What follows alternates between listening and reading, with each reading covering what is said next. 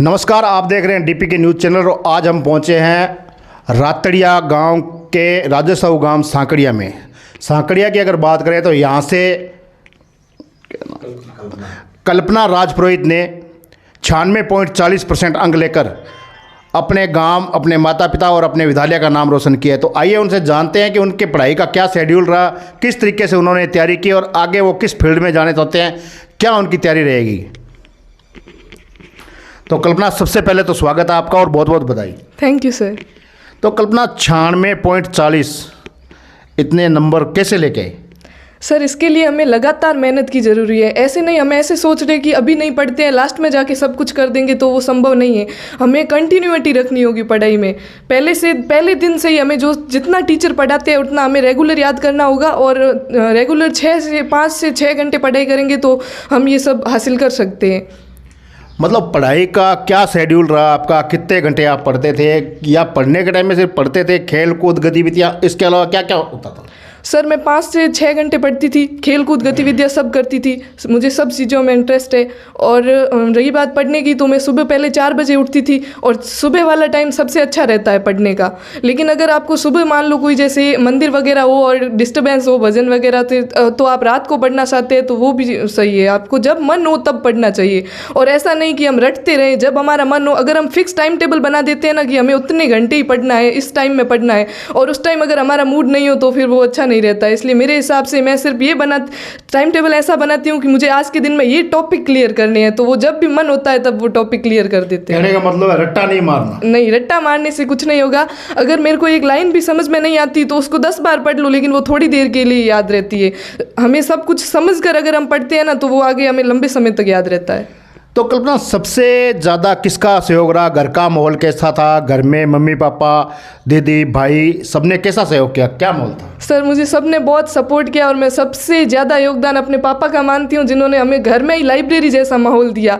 हमें कोई डिस्टर्बेंस नहीं होता था। अगर हम पढ़ते तो हमारे रूम का दरवाज़ा तक नहीं खटखटाते थे, चाहे कुछ भी काम हो जाए। और उन्होंने हमारे गाँव में लड़कियों को भी बहुत कम ही पढ़ाते हैं और वो हमारी पढ़ाई के लिए पोखरण गए, हमें बहुत सपोर्ट किया और आज भी बहुत सपोर्ट करते हैं, हमेशा ऐसे ही करते रहेंगे। तो उनका मैं बहुत धन्यवाद करती हूँ।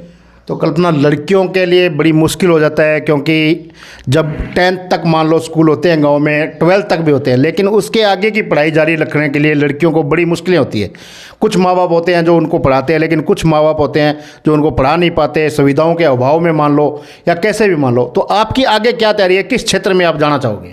सर, मेरा सपना है कि मैं प्रशासनिक सेवा में जाऊं और समाज की सेवा करूं। और रही बात आगे पढ़ने की, तो मुझे इसमें कोई दिक्कत नहीं आएगी क्योंकि मुझे मेरे पापा पर पूरा विश्वास है और हमें आगे पढ़ाने के लिए बहुत सपोर्ट करेंगे। मैं अगर दिल्ली भी जाने को कहूँगी तो भी वो मुझे जाने के लिए सपोर्ट करेंगे। तो जैसे आपका स्कूल है KBM, करणी विद्या मंदिर, उनका कितना सपोर्ट रहा? उनकी क्या गाइडलाइन रही और उनका क्या सहयोग रहा?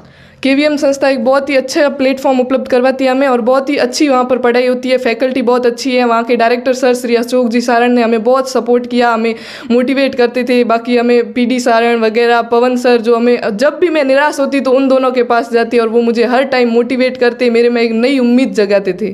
तो उनका भी मैं बहुत धन्यवाद करना चाहती हूँ। तो अभी जैसे मान लो आपके जो सहयोगी साथी थी, लड़कियाँ थी और जो और लड़कियां जो पढ़ नहीं पाती है, उनके लिए क्या संदेश रहेगा आगे? मैं सभी अभिभावकों से हाथ जोड़कर निवेदन करती हूँ कि आप भी जिस तरह से मेरे पापा मेरे को पढ़ाते हैं, मेरा इतना सपोर्ट करते हैं, आप सभी अपनी बेटियों को आगे पढ़ाइए। ज़रूरी नहीं है कि अगर एक बेटी गलत काम करे तो बाकी की 100 में से 99 लड़कियों को सजा दो। अगर वही 99 आपका नाम रोशन करे तो समाज का भी बहुत नाम रोशन होगा। इसलिए आप सभी से निवेदन रहेगा कि आप भी अपनी बेटियों को पढ़ाइए और अपना नाम रोशन करने का मौका दीजिए। धन्यवाद कल्पना। तो कल्पना की दादी जी हमारे साथ हैं, उनसे बात करेंगे। दादी जी नमस्कार। नमस्कार सर। तो दादी जी, पोती ने बहुत अच्छा काम किया, बहुत अच्छे मार्क्स लेके आई है, तो क्या कहना चाहोगे आप? खुशी मनावा। तो जब आपको पता लगा भी पोती के इतने अच्छे नंबर आए हैं तो कैसा लगा? तो अच्छा लगो, बड़ी खुशी हुई। अच्छा। हाँ, आगे पढ़ियो। तो लड्डू बांटे या नहीं बांटे? लाडू कढ़ाई बेटा, लाडू कढ़ाई बेटा। चलो ठीक है माता जी, धन्यवाद। तो कल्पना के पिताजी हमारे साथ हैं। तो सबसे पहले बसंत सिंह जी, स्वागत है आपका, धन्यवाद और बहुत बहुत बधाई आपको। बहुत बहुत धन्यवाद साहब। तो बसंत सिंह जी, इतने अंक लाने के बाद में क्या आपको पहले से उम्मीद थी या फिर? बिल्कुल पहले से उम्मीद थी।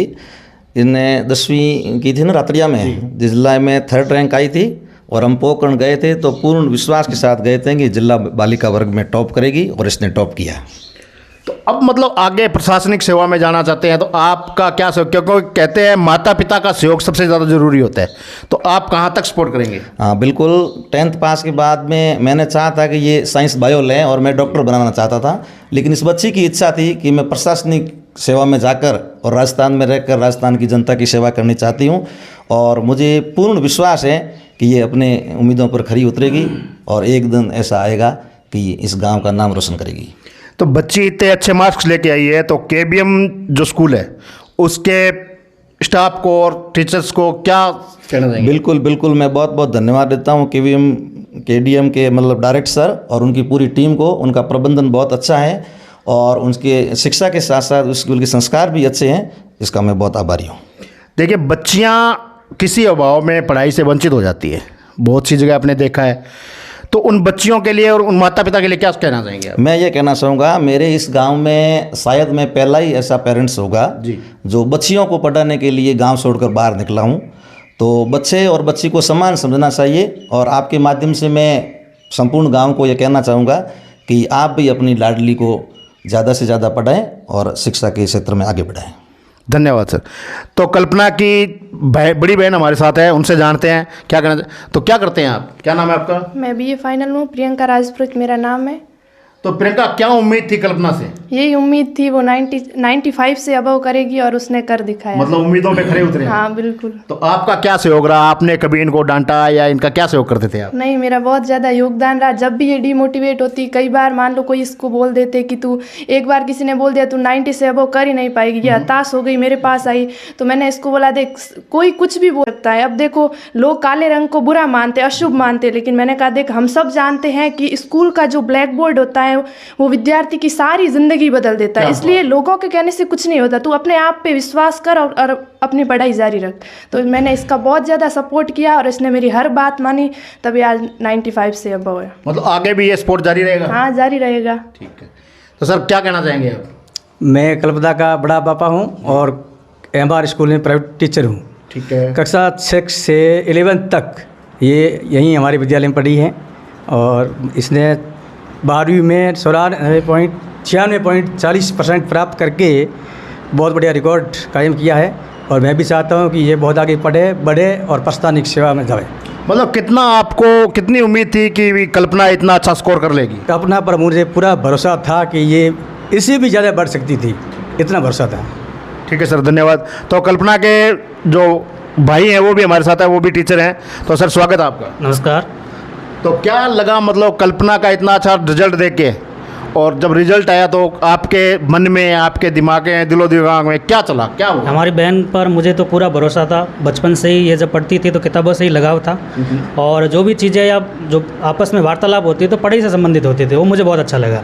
और मुझे शुरू से ही लगा कि इस बच्चे में कोई टैलेंट है और इस तरीके से उनके पिताजी हैं, माताजी हैं, इन्होंने भी यहाँ से पलायन कर गाँव तबके से बाहर जाकर शहर में जाना बच्चियों के लिए खासकर बहुत बड़े ये काबिल तारीफ़ की बात है। और इस संबंध में उनका सहयोग काफ़ी अच्छा रहा है और हमने भी जब ज़रूरत पड़ी पढ़ाई के संबंध में बहुत सहयोग किया है।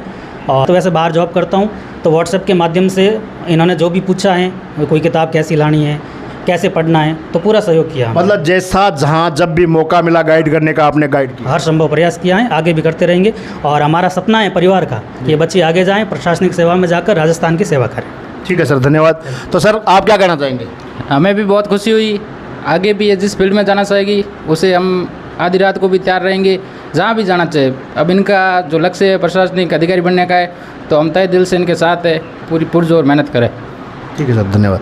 तो ये थे कल्पना राजपुरोहित के परिवार और उनके माता पिता से हमने बात की, भाई बहन से बात की। इन्होंने बताया कि कल्पना शुरुआत से लेकर आज तक खूब टैलेंटेड है और टैलेंट इनके अंदर कूट कूट के भरा हुआ है, लेकिन बच्चियों को शायद मौका नहीं मिलता, वरना बच्चियां पता नहीं क्या से क्या कर जाए। तो थोड़ा सा इन्हें सपोर्ट की ज़रूरत है। तो हम तो यही कहेंगे, देखो बच्चियों को पीछे ना छोड़ें और बच्चियों को हर मौका दें, उन्हें आगे बढ़ाने का हर मौका मिलना चाहिए, जिससे बच्चियां आपका और आपके देश का, अपने गांव का नाम रोशन करें। तो इसी एक नई उदाहरणा के साथ में आगे अपने और किसी स्टूडेंट से मिलेंगे जो अच्छा अंक लेके आया है, जो अच्छा अपना करियर बनाना चाहता है। उसी के साथ देखते रहिए डीपीके न्यूज़ चैनल। मैं मदन लाल, धन्यवाद, जय हिंद।